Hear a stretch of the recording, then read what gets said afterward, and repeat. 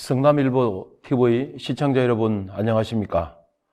김현욱의 바른정치, 오늘은 그 두 번째 얘기를 시작하도록 하겠습니다. 대단히 반갑습니다. 지난주에 이어서 이번 주에는 김현욱의 바른정치 두 번째 주제, 대한민국 헌법사에 대해서 여러분과 함께 얘기를 나눠보도록 하겠습니다. 혹시 대한민국 헌법에 대해서 한번 읽어보신 시청자 계신가요?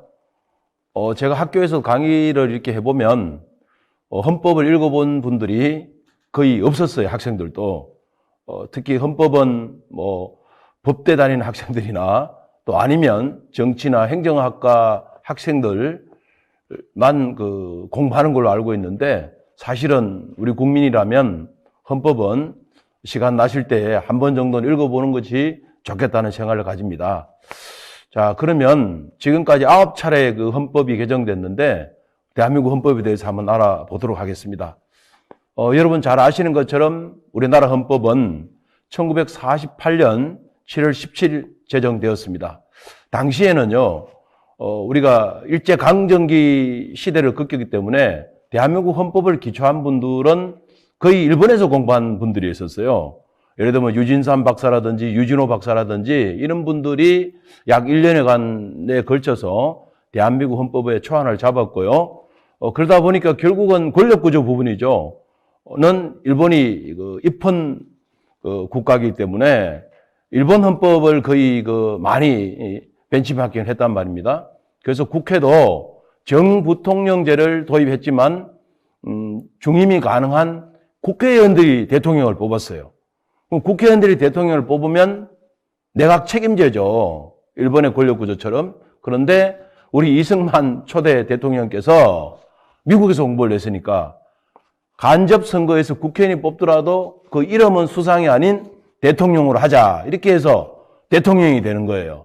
그래서 그 당시에 국회에 의장도 이승만, 또 거기에서 선출된 대통령도 이승만 이렇게 됩니다. 그래서 국회의원들이 뽑았다라고 이렇게 보시면 되고, 또 단원제 국회였어요. 지금처럼. 그리고 국무총리제가 있었고, 사법부에 대해서 독립권을 인정해서 대법원장 임명권이라든지 또 국회 승인, 또 법관의 자율적 판결을 위해서 10년 임기제를 보장했고요. 헌법재판소 또 신설됐고, 또 지방자치도 실시했단 말이에요. 그러나 우리가 중요하죠. 지금 건국일과 임시정부를 포함할 것이냐는 부분이 지금 논란이 되고 있는데, 초대 대한민국 헌법에서는 임시정부의 법통을 인정하지 않았어요. 이런 것들이 제헌헌법이었었고, 그리고 두 번째 이제 개헌을 1952년 7월 4일 하죠. 이 당시는 한국전쟁, 즉 6.25 전쟁이 일어나는 가운데에서 부산에서 이 부분에 대해서 헌법을 개정을 합니다. 문제는 대통령 직선제예요. 전체 의원들 중에서 123명은 내각제 개헌안을 제출했고, 정부는 정부통령제 직선제를 개헌했어요. 근데 이승만 대통령님께서 왜 직선제를 얘기를 하냐 하면, 우리가 첫 번째 대통령 뽑을 때는 국회의원들이 뽑았다 했지 않습니까? 근데 국회의원 숫자를 보니까 자기 우파가 적은 거예요. 그래서 국회의원들끼리 또 간선제로 뽑으면 내가 대통령 안 되겠구나 라는 판단하에서 공고 절차도 없이 일사부재리의 원칙도 지키지 않고 강행을 하게 됩니다. 부산에서. 그래서 대통령 직선제 개헌을 하게 되는 것이 두 번째 개헌이에요. 그래서 1차 개헌이라고 그리고 이제 1954년도에 2차 개헌을 하게 되는데, 이것은 연임에 대한 철폐에 있었어요. 우리가 헌법에서 대통령 2번까지 할 수 있다 이렇게 되어 있었는데, 연임 철폐를 해서 이승만 박사의 장기 집권을 꿈꿨던 것이 2차 개헌이에요. 1954년도. 이게 중요한 4.3.5.2 개헌인데, 전체 국회의원 숫자가 203명이 있었어요. 그럼 개헌하기 위해서는 3분의 2가 찬성을 해야 되는데 135.33이 나왔단 말이에요. 그럼 지금으로 보면 136이 돼야 이게 통과가 되는데, 뒤에 거를 절삭시키고 4.4.5.2 개헌을 해서 찬성 135, 반대 60, 무효 7표로 통과를 시킵니다. 이게 또 우리 서울대학 수학과 교수님께서 이 이론을 또 제공했다는 설이 있는데, 이렇게 돼서 4.4 5.18개헌으로 이승만 박사의 장기 집권을 하게 됩니다. 그리고 이제 국민투표제를 실시하게 되고, 그리고 이제 우리가 4.19 학생혁명이죠. 4.19 학생혁명에 의해서 제3차 개헌이 이제 만들어지는데, 이때가 이제 그 내각제를 기본으로 하는 권력 구조를 바뀌게 되는 거예요.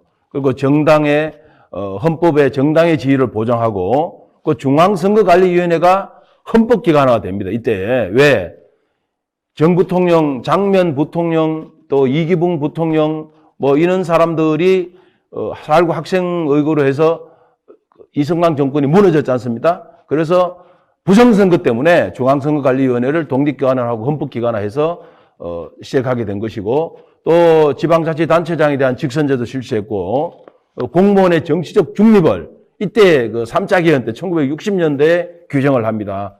거의 전체적인 내용이 대통령제에서 내각제로 바뀌기 때문에 권력구조 부분이 거의 재정에 가까울 정도로 전면 수정했다, 이렇게 보시면 됩니다. 그러고 나서 이제 4차 개헌인데요. 이 4차 개헌은 간단합니다. 부칙만 개정을 한 거예요. 거기에 반민주 행위자 처벌에 관한 부칙을 개정했는데, 이승만 정권 때는 이걸 하지 않았단 말입니다. 그래서 그 당시에 불소급의 원칙이 무너지는 부칙 개정을 했고, 그러나 반민주 행위자 처벌에 관한 법률을 제정했지만 결국은 뭐 처벌할 수 있는 그런 것들이 시간적으로 없었어요. 그 다음에 5.16 군사 쿠데타가 발생했기 때문에. 그리고 이제 5.16 군사 쿠데타 이후에 제3공화국이죠. 박정희 정권이 만들어지는데, 1962년 12월 26일 날, 5월 16일 날 군사 쿠데타에 의해서 정권을 잡은 군부 세력들이 군정하에서 개헌을 합니다. 국가 최고 재건회의라고 해서 당시 군인들이 거의 국무위원을 차지하게 되는 거죠. 그리고 개헌에 의한 국민투표를 신설하게 되고, 또 내각제에서 다시 대통령을 바꾸는 거예요. 그리고 단원제 국회, 그리고 헌법재판소에 대한 폐지가 들어갑니다. 일반 법원에서 위헌 법률 심사를 하게 되고, 법관 추천 또 추천회에서 법관을 제청하게 되는 것인데, 요거 5.16 쿠데타 이후에 5차 개헌이 되겠고요. 6차 개헌이 이제 3선 개헌이에요. 박정희 대통령의 3선을 만드는 건데, 1969년 10월 21일이죠. 대통령에 대한 탄핵 소추권도 강화시킵니다. 그리고 국무위원 중에서 국회의원이 장관되는 것을 겸직을 허용합니다. 사실은 국회의원이 장관되는 것은 내각 책임제인데, 이때부터 국회의원들을 장관을 통해서 의회를 통제하고 줄세우기 위한 국회의원 장관제를 겸직을 허용하게 되고요. 지금으로서는 말이 될 수 없는 건데, 국회 제3별관에서 그 당시 공화당, 여당 국회의원에 의해서 단독으로 3선 개헌이 통과됩니다. 그래서 여당 안에서도 몇 분들께서 반대표를 던져서 제명을 당하는 사건도 생기는 건데요. 뭐 지금으로서는 이룰 수 없죠. 그리고 이제 제4공화국이 이제 발생이 되는데, 이게 그 유명한 유신헌법이에요. 제7자 개헌인데 1972년 12월 27일 날 제정이 됩니다. 헌법상에 있는 국민의 기본권을 굉장히 제약하죠. 구속 적부심 제도도 폐지하고 긴급조치권을 발동하고, 그것도 대통령을 통일적 국민회의라는 간선제를 통해서 뽑아요. 그리고 유신 정회란 유정회 국회의원이라고 그러죠. 대통령께서 국회의원 3분의 1을 임명하는 제도예요. 어떻게 보면 선출직이 아니고 지명하는 거거든요. 이렇게 해서 대통령 6년 연임, 중임도 가능하다. 그리고 간선제를 바꿨다. 그리고 지방자치제도도 조국 통일 때까지 유보하는, 그야말로 초헌법적인 유신헌법이 만들어지고요. 그리고 그 비상조치를 통해서 헌정을 중단시키는 사례가 됩니다. 여기서 중요한 것은 북한 헌법이요. 똑같이 1972년도 10월 달에 변경이 돼요. 거의 김일성 영구집권과 박정희 대통령의 영구집권이 거의 비슷합니다. 그래서 우리가 헌법학자들이 볼 때는 이 유신헌법은 북한의 김일성 조선민주주의 인민헌법을 벤치마킹해서 만들어졌다, 이렇게 유추해서 해석하는 분들도 상당 부분이 많이 계십니다. 그러고 나서 이제 79년도 11.6 사태 이후에 전두환 군사 정권이 탄생하게 되죠. 그 전두환 정권은 제5공화국입니다. 제8차 개헌이라고 그러죠. 1980년 10월 27일 그 우리가 강주 사태 이후에 전두환 정권이 집권하면서 이것도 처음에는 국가보위 비상대책위원회라는 군인들이 내각에 참여하게 됐고요. 여기에서 이제 대통령 단임제, 5년 단임제를 채택을 하고 똑같은 간선제예요. 선거인단 간선제인데 이것은 통일제 국민회의라는 간선제를 만들어서 장충체육관에서 선출하게 됩니다. 그래서 국정조사관의 부활이라든지 또 예산상의위원회를 폐지한다든지 또 연자제는 이 당시에 이제 또 폐지가 됐고요. 또 미국의 선거인단의 간선제를 따랐다 하지만 절차상으로 보면 유신헌법의 절차를 그대로 따랐기 때문에 이 8차 개헌도 또 민주적인 개헌은 아니다 이렇게 보시면 될 것 같고요. 이제 마지막이죠. 우리나라가 이제 지금 현재 제6공화국인데 이 6공화국이 우리가 1987년 6월 항쟁 이후에 만들어지는 것이에요. 6.29 선언이라고 하죠. 노태우의 6.29 선언인데 이 당시에는 여야가 합의해서 만들어진 거예요. 그래서 핵심이 대통령 직선제를 하고 소선거구제, 지금처럼 승자 독식의 소선거구제를 국회의원을 뽑는 제도를 채택했고 지방자치 실시에 대해서는 이제 하기로 한 부분이에요. 그래서 박정희 정권 또 전두환 정권 때 없었던 지방자치제가 부활하게 되는 것이고요. 그리고 헌법재판소를 부활시킵니다. 박정희 정권에서 헌법재판소를 폐지시켰는데 다시 부활을 시켰고 그 지금까지 존재하게 되는 거죠. 헌법재판소가. 그리고 상해 임시정부의 적통을 인정합니다. 이때는. 그래서 33년 전이죠. 87년도 민주항쟁에 의해서 만드는 이 헌법이 지금 33년 동안 그대로 이어지고 있는데 아마 제가 오늘 왜 우리나라 한국 헌법사에서 얘기를 하냐 하면 아마 21대 국회에서 이 개헌 문제가 굉장히 화두가 될 것이다. 코로나19 사태가 좀 진정이 되고 또 21대 국회 운구성이 마무리되면 결국은 경제에 대한 회복하는 과정에 있어서 이 개헌 문제가 21대 국회 큰 화두가 될 것이다. 집권 여당이 190석을 하고 있기 때문에 아마 이 문제는 분명히 서로 여야가 합의가 되든 아니면 정부안을 내든 여당 단독안을 내든 간에 어떤 일이 이루어질 것 같아요. 그래서 33년 전에 만들어진 5년 단임제가 과연 4차 산업혁명 시대와 또 다양한 국민들의 욕구를 하는 이 시점에서 적절한 부분에 대해서 여러분도 한번 생각해보는 차원에서 오늘 대한민국 헌법사에 대해서 얘기를 나누고 있고요. 마지막으로 우리나라 헌법도 중요하지만 북한 헌법이죠. 사실은 이 한두 가지 정도는 좀 말씀을 드리는 것이 대한민국 헌법과 북한 헌법을 같이 공부도 하고 또 비교를 하면서 좋은 우리나라의 앞으로의 그 헌법 개정안에 여러분들 함께 고민을 같이 했으면 좋겠다는 생각에서 북한 헌법도 1948년 9월 8일 날 제정이 됐어요. 근데 특이한 것은 수도를 평양이 아니고 서울로 제정을 합니다. 이 사람들이 조선민주주의 인민헌법에서 그 수도는 서울이다 이렇게 규정을 하고 있고 4차 개정이 1956년 11월 17일 날 되는데요. 북한이 선거 연령을 18세로 변경합니다.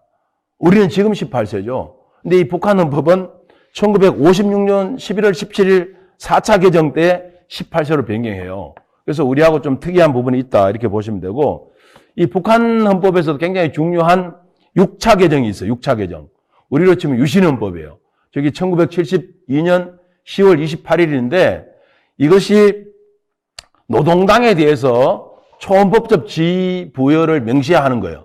즉 얘기하면 김일성 1인 독재를 강화한 거고 우리 박정희 대통령이 유신헌법을 통해서 장기 집권을 꿈꿨다면 여기도 김일성 주석이 1인 독재 체제를 공고히 하는 헌법 개정을 했다. 또 사회주의적 소유 제도를 확립했어요. 그 전까지만 해도 일정 부분에 대한 개인 소유를 인정했지만 모든 것을 국가가 소유하는 제도로 바꾸었고요. 주체 사상에 대해서 헌법을 명문화하고 규정화했다는 것이고요.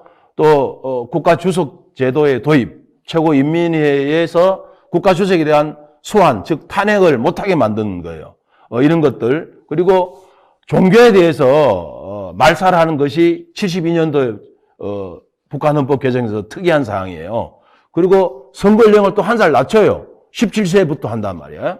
이런 것들, 종교는 종교 선전의 자유를 말살하고 종교는 인민의 아편에 대해서 완전히 북한에서 없애는 것이 72년도에 만들어진 거고요. 또 특이한 것은 이때의 남북 통일에 대한 문제를 김일성이 직접 언급해요. 이것은 박정희 대통령과 김일성 주석 간의 7차 남북 공동성명이라는 그 기조하에서 북한도 통일에 대해서 직접적으로 헌법에 명시를 했다는 부분이 굉장히 중요한 부분들이고요. 7차 개정은 92년도에 만들어진 이게 김정일 체제를 공고하게 하기 위해서 만들어진 건데 여기의 특징은 마르크스 레닌주의를 거의 부정을 하고 이제 김일성 주체 사상을 헌법에 적시하는 거예요. 그리고 김정일, 김일성 이 양 백두 혈통을 헌법에 명시를 합니다. 사회주의 헌법에서 김씨 일가들의 어떤 주체 사상화, 우상화에 대한 헌법 개정이 이루어진 거고요. 그리고 지금까지 한 북한도 우리나라처럼 우리는 9차례 개정을 했지만 북한은 한 15차례 개정했어요. 그리고 김정일 때는 그 국방위원장이라는 제도를 둬서 모든 것이 헌법의 위에 있는 상위 개념으로 모든 걸 통치했고 지금은 김정은이가 국무위원장이죠. 국무위원장으로 모든 권력을 행사하면서 북한을 통치하게 되는데 북한 헌법에서는 김일성 또 김정일, 김정은 이 3대 세습에 대해서 헌법에 명문화되어 있습니다. 그렇기 때문에 어떻게 보면 북한 체제가 우리가 생각하는 것처럼 쉽게 무너지지 않는 것이 쉽게 얘기하면 신격화 되어 있고 종교화처럼 우상화되어 있기 때문에 우리가 어떤 소유 사태가 있다 이런 것들에 대해서 북한 정권의 급격한 붕괴는 좀 일어나지 않을 확률이 높다 이렇게 말씀을 드리고요. 현재 북한 헌법은 김일성은 영원한 주석, 그리고 김정일은 영원한 국방위원장, 김정은은 영원한 국무위원장으로 공고화되어 있기 때문에 헌법에서 이 사람들의 지위를 보장하고 있어요. 그래서 우리가 북한 문제에 대해서도 좀 더 연구를 하고 한국 헌법과 더불어서 우리 국민들께서도 한번 비교 분석하는 것은 좋은 우리나라의 헌법을 개헌하는데 참고 자료가 될 것이 이렇게 봅니다. 제가 오늘 간단한 부분에서 대한민국 헌법과 북한 헌법을 잠깐 비교 분석했는데요. 헌법은 굉장히 중요합니다. 그래서 우리 성남일보 TV 시청자 여러분이나 또 관심 있는 분들은 꼭 헌법을 한번 읽어봤으면 좋겠다는 말씀을 드리고 헌법은 앞부분은 국민의 기본권이에요. 여러분 잘 아시는 것처럼 국민의 대한민국 민주공화국이다. 또는 국민의 결사 자유 또 집회에 보장하는 부분들이고요. 또 장애인에 대한 예우, 여성이나 청소년에 대한 예우, 또 사회 약자에 대한 배려 이런 부분들이 앞부분 1장에 있고요. 2장이 권력구조예요. 쉽게 얘기하면 대통령 임기를 어떻게 하고 대통령 연임을 할 것인가 말 것인가 국회는 어떻게 뽑고 이런 것들인데요. 이게 좀 우리가 연구 검토가 필요하다고 보고요. 가장 중요한 것은 이제 21대 원구성이 다음 주부터 재개될 것인데 대한민국은 완벽한 대통령제가 아니라는 말씀을 다시 한번 드립니다. 왜? 아직도 국회의원이 장관이 되거든요. 국회의원은 입법부의 국민의 권력을 대신해서 국회에서 간선제를 행사하는 대의정치인데 그 국회의원이 장관이 되다 보니까 국회의원들 장관이 국회에 와서 정권과 권력의 전도사 역할을 하는 거예요. 어떤 법은 통과시켜주라, 어떤 법은 부결시켜주라 이런 역할을 하기 때문에 대통령제에서 국회의원이 장관 되는 것은 미국처럼 금지하는 게 저는 맞다고 봅니다. 아니면 이 권력 구조를 유럽처럼 내각 책임제로 가서 국회의원들이 장관 돼서 당연히 국가 전체의 업무를 담당하는 권력 구조로 가야 되는 것이고요. 또 대통령제를 하기 위해서 우리나라만 있는 법들이 있어요.